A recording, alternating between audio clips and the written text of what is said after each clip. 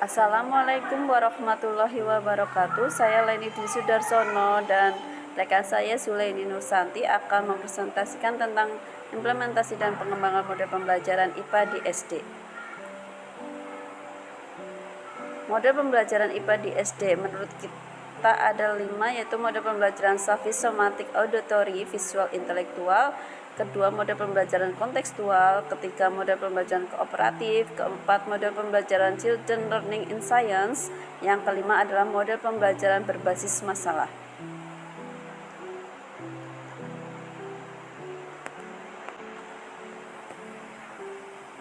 Model pembelajaran SAVI, somatic, auditory, visual, intelektual. Model ini adalah model yang menyajikan sistem secara lengkap untuk melibatkan kelima indera dan emosi dalam proses belajar yang merupakan cara belajar secara alami. Langkah-langkah guru dalam menerapkan model pembelajaran SAVI dalam proses pembelajaran adalah yang pertama, tahap persiapan, yaitu kegiatan pendahuluan. Pada tahap ini guru biasanya membangkitkan minat siswa, memberikan perasaan positif mengenai pengalaman belajar yang akan didapat dan menempatkan mereka dalam situasi optimal untuk belajar. Tahap penyampaian atau kegiatan ini. Pada tahap ini guru hendaknya membantu siswa menemukan materi belajar yang baru dengan cara menarik, menyenangkan, relevan, melibatkan panca indera dan cocok untuk semua gaya belajar. Biasanya hal-hal yang dilakukan guru pada tahap ini adalah yang pertama adalah uji coba kolaboratif dan berbagi pengetahuan. Yang kedua, pengamatan fenomena dunia nyata. Yang ketiga, pelibatan seluruh otak, seluruh tubuh. Keempat, presentasi interaktif. Kelima, grafik dan sarana yang presentasi berwarna-warni. Yang keenam, aneka macam cara untuk disesuaikan dengan seluruh gaya belajar. Yang ketujuh, proyek belajar berdasarkan kemitraan dan berdasarkan tim. 8, latihan menemukan sendiri, berpasangan atau berkelompok. Yang ke-9, pengalaman belajar dunia nyata yang kontekstual. Yang ke-10 adalah pelatihan pemecahan masalah. Tahap yang ketiga adalah tahap pelatihan atau kegiatan inti juga.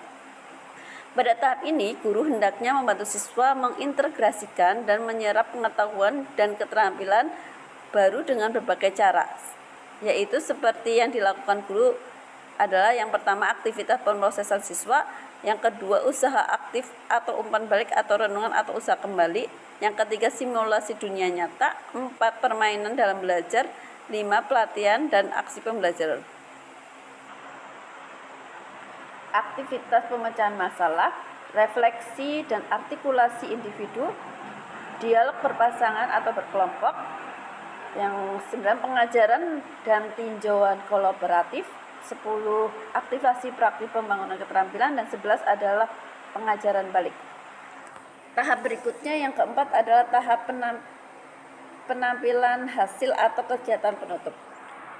Pada tahap ini, guru hendaknya membantu siswa dengan penerapan dan memperluas pengetahuan atau keterampilan baru mereka pada pekerjaan sehingga hasil belajar akan melekat dan penampilan hasil akan terus meningkat. Hal ini dapat dilakukan dengan cara yang pertama adalah penerapan dalam dunia nyata dalam waktu yang bersegera. Yang kedua, penciptaan dan pelaksanaan secara aksi. Yang ketiga, aktivitas penguatan penerapan. Yang keempat, materi penguatan perseptif. Yang keenam, pelatihan terus-menerus. Yang keenam adalah umpan baik dan evaluasi kinerja. 7, aktivitas dukungan kawan. Yang kedelapan adalah perubahan organisasi dan lingkungan yang mendukung. Model yang kedua adalah model pembelajaran kontekstual. Pembelajaran kontekstual merupakan suatu proses pendidikan yang holistik dan bertujuan memotivasi siswa untuk memahami makna materi pelajaran yang dipelajari dengan mengkaitkan materi tersebut dengan konteks kehidupan mereka sehari-hari atau konteks pribadi, sosial, dan kultural, sehingga memiliki pengetahuan keterampilan yang secara fleksibel dapat diterapkan atau ditransfer dalam satu masalah atau konteks ke masalah atau konteks yang lainnya. Berikut ini langkah penerapan CTA dalam kelas secara garis besarnya menurut Sugiono 2010 halaman 22. Yang pertama adalah mengembangkan pemikiran bahwa anak-anak belajar lebih bermakna dengan cara bekerja sendiri, menemukan sendiri, konstruksi sendiri pengetahuan dan keterampilan barunya. Yang kedua, melaksanakan sejauh mungkin kegiatan inquiry untuk semua topik.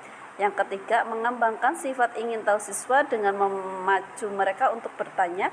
Yang keempat, menciptakan masyarakat belajar dalam kelompok-kelompok.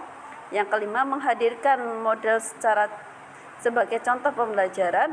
Yang keenam, melakukan refleksi di akhir penilaian. Yang ketujuh, melakukan penilaian autentik dengan berbagai cara.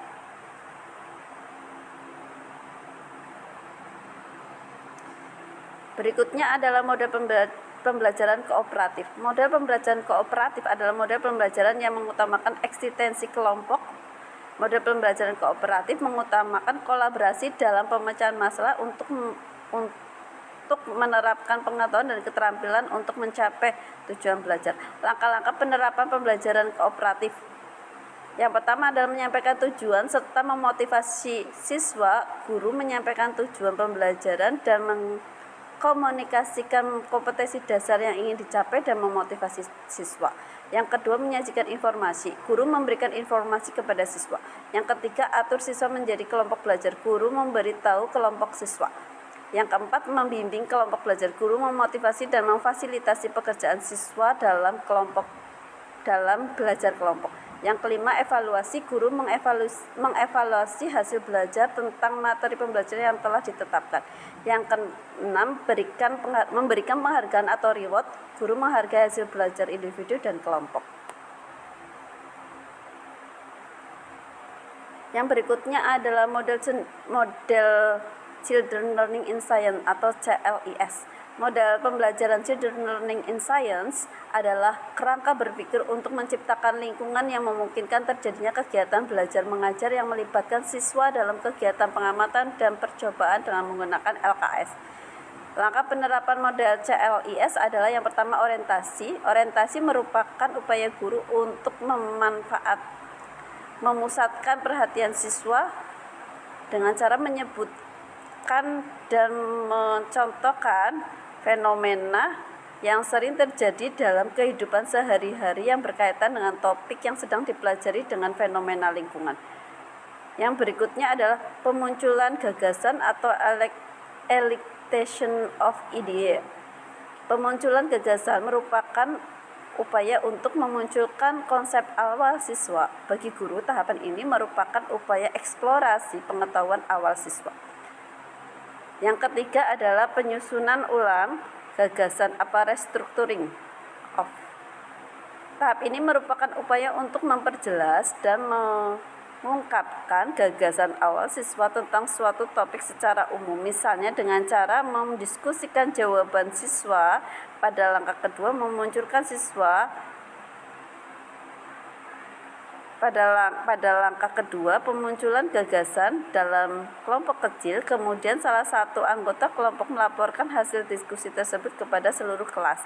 Guru tidak membenarkan ataupun tidak menyalahkan.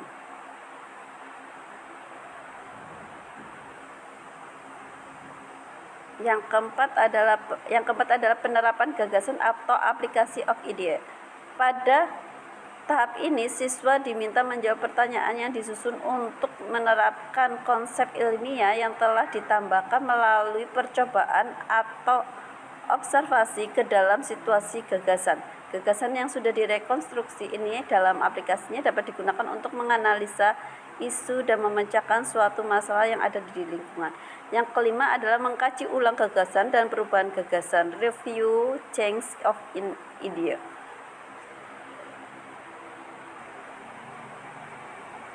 Konsep yang telah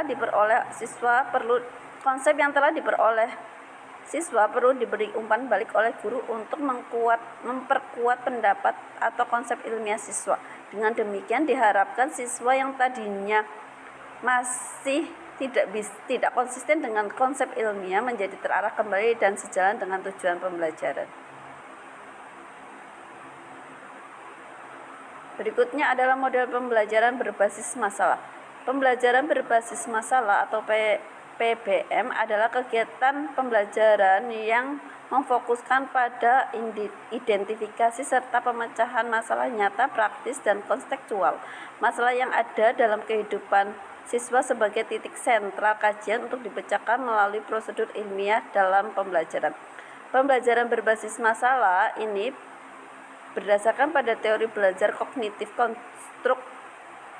konstruktivistik. Dalam belajar, siswa akan lebih mudah menemukan dan memahami konsep-konsep yang sulit apabila mereka berbicara dengan teman lain. Kerja kelompok dapat membantu siswa dalam suatu pemecahan. Pengalaman mendengarkan ide orang lain, mencoba, dan selanjutnya menerima masukan untuk pemecahan. Langkah-langkah penerapan model PBM. Langkah pertama adalah klarifikasi masalah. Kegiatan guru menyajikan fenomena yang mengandung masalah sesuai dengan kompetensi dasar atau indikator. Jenis sajian dalam berbentuk teks, gambar, video, sketsa, diagram, grafik, dan kejadian real sehari-hari. Sedangkan siswa melakukan identifikasi terhadap fenomena yang ditampilkan oleh guru untuk menemukan masalahnya. Klarifikasi terhadap masalah yang ditemukan. Langkah kedua, curah pendapat atau brainstorming. Kegiatan guru memfasilitasi siswa dalam mengklarifikasi fakta, konsep, prosedur, dan kaidah dari masalah yang ditemukan. Sedangkan kegiatan siswa adalah mengidentifikasikan masalah dan melakukan brainstorming difasilitasi oleh guru. Melakukan brainstorming dengan cara sharing informasi, klarifikasi informasi, dan data melalui peer learning dan working together. Yang berikutnya adalah membuat deskripsi masalah terkait dengan apa saja yang perlu dipelajari, konsep yang sudah dan belum diketahui, juga menemukan penyebab dan menyusun cara menyelesaikan masalah.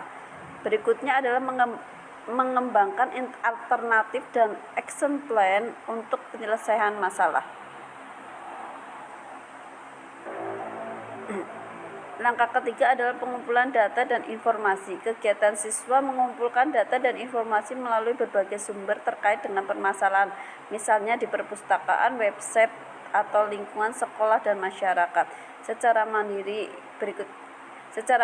mengolah hasil pengumpulan dan digunakan dalam menyelesaikan masalah.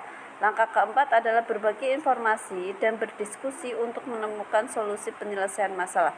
Kegiatan siswa adalah melalui peer learning dan working together, melakukan brainstorming, klarifikasi informasi, konsep dan data permasalahan, dan menemukan solusinya. Merumuskan dan menetapkan solusi pemecahan masalah, menyusun laporan hasil diskusi penyelesaian masalah. Langkah kelima, presentasi hasil penyelesaian masalah adalah kegiatan siswa mempresentasikan hasil brainstorming dan hasil kerjanya di depan kelas. Kemudian mereview, menganalisis, mengevaluasi, dan merefleksi pemecahan masalah yang ditawarkan kepada peserta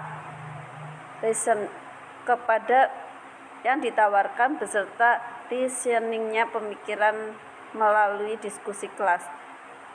Kemudian melakukan perbaikan laporan berdasarkan masukan hasil diskusi. Pada langkah ketiga, keempat, dan kelima, guru berperan sebagai fasilitator dan motivator untuk siswa mengumpulkan data, berdiskusi, maupun saat presentasi.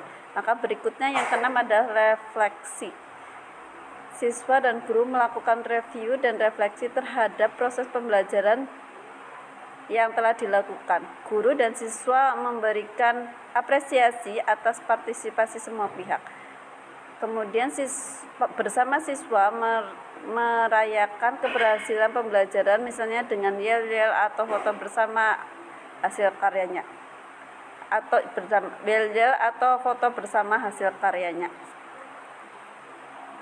Berikut demikian presentasi dari saya. Jika ada kekurangan atau ada yang mau ditambahkan atau mau ada pertanyaan,